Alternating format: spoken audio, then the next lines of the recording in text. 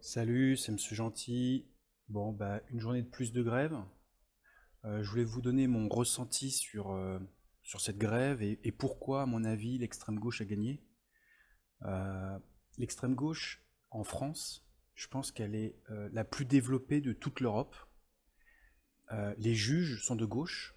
Inutile de vous parler du scandale il y a 15 ans avec le mur des cons, où le syndicat, le premier syndicat de la magistrature, avait collé des affiches de personnalités de droite politique, tout à fait respectables, et le nom de ce mur, c'était le mur des cons. On parlait de juges, c'est-à-dire de gens qui sont censés donner la justice, la vraie justice. Ce sont des gauchistes, et ça fait très peur.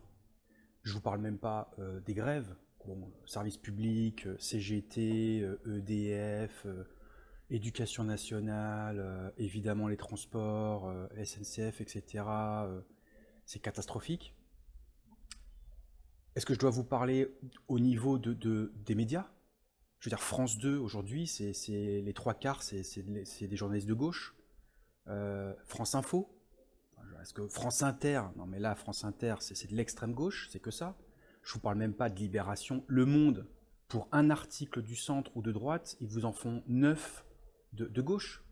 C'est normal ça? Censé être un journal dit du centre, c'est absolument pas du centre, Le Monde. Le Monde, c'est devenu un journal de gauche. Même Boursorama, je ne sais pas si vous connaissez Boursorama, c'est un site d'actualité économique et où vous pouvez créer un compte bancaire et jouer, faire des actions, acheter, revendre, des obligations et plein de produits financiers. Ça appartient à la Société Générale. Je pense que c'est le site sur Internet ou un des sites en France les plus connus, utilisé par des millions de Français. Mais franchement, même quand on lit Boursorama, on voit des articles de gauche, d'extrême gauche. Enfin, je me demande si les, ouais, les journalistes, les modérateurs sur tous ces forums sont des petits pigistes à 1 500 € qui votent Mélenchon. Donc moi, je me dis, globalement, on est un peu perdu. Moi, je suis très pessimiste sur la France. Je vous le dis comme je le pense. Je vous le dis calmement. Ça fait peur. Ça fait peur. Je sais pas comment. Et évidemment, avec les nuits de violence qui se passent à Paris et dans les villes, je sais pas. Franchement, je sais pas à quoi jouent les Français. Je pense qu'ils se rendent pas compte. On est extrêmement endetté. On est le pays le plus taxé au monde, parmi les grands pays de l'OCDE, en tout cas comparatif. Bah, si on se compare avec des pays similaires aux nôtres, on est de loin le plus taxé. Ouais, je me demande pourquoi les Français veulent pas le bonheur. Et le bonheur, c'est pas d'attendre que l'argent tombe du ciel, d'avoir 3 000 milliards de dettes, de laisser cette dette sur ses propres enfants. Moi, je me demande si les Français aiment leurs enfants, en fait, et aiment la France, et aiment le suivi. On est pays de Napoléon, de Molière, de Gaulle. Franchement, c'est dégoûtant. Cet égoïsme français pour 6 ou 7 Français sur 10. Ouais, ouais, ouais, ouais. Majoritairement, les Français me dégoûtent. Ouais, ouais. Et ça se terminera mal. Ça se terminera toujours mal comme ça. Parce que si vous ne faites pas d'efforts dans la vie, euh, ça marche pas. Et vous allez me dire, ah non, mais moi je fais des efforts, je me casse le dos. Oui, non, mais la France n'est pas toute seule. La France, elle est avec d'autres pays autour d'elle qui est en compétition. Les Hollandais, leurs usines, elles peuvent utiliser des gens, eh ben oui, qui travaillent jusqu'à 65 ans. En Allemagne, jusqu'à 67 et bientôt 69. Et nous, on s'arrête à 58. On a les éboueurs qui s'arrêtent à 56 ans, je crois, aujourd'hui. Mais pourquoi pas? Mais pourquoi pas 45 ans aussi? Mais moi, je propose la retraite à 32 ans. La retraite à 32 ans.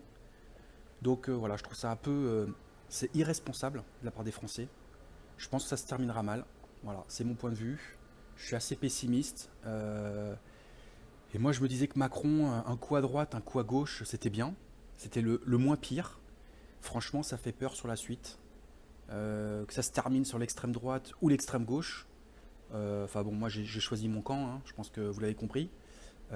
Tout sauf l'extrême gauche, parce que pour moi, l'extrême gauche, ça veut dire islamisme, ça veut dire taxer, ça veut dire manque de compétitivité, ça veut dire chômage, ça veut dire anarchie, ça veut dire fin de la propriété, ça veut dire catastrophique, enfin ça veut dire la fin de la France, quoi. Donc moi j'aurais choisi mon camp, mais je préférais que, je sais pas, du centre droit, mais les républicains, ils n'existent plus.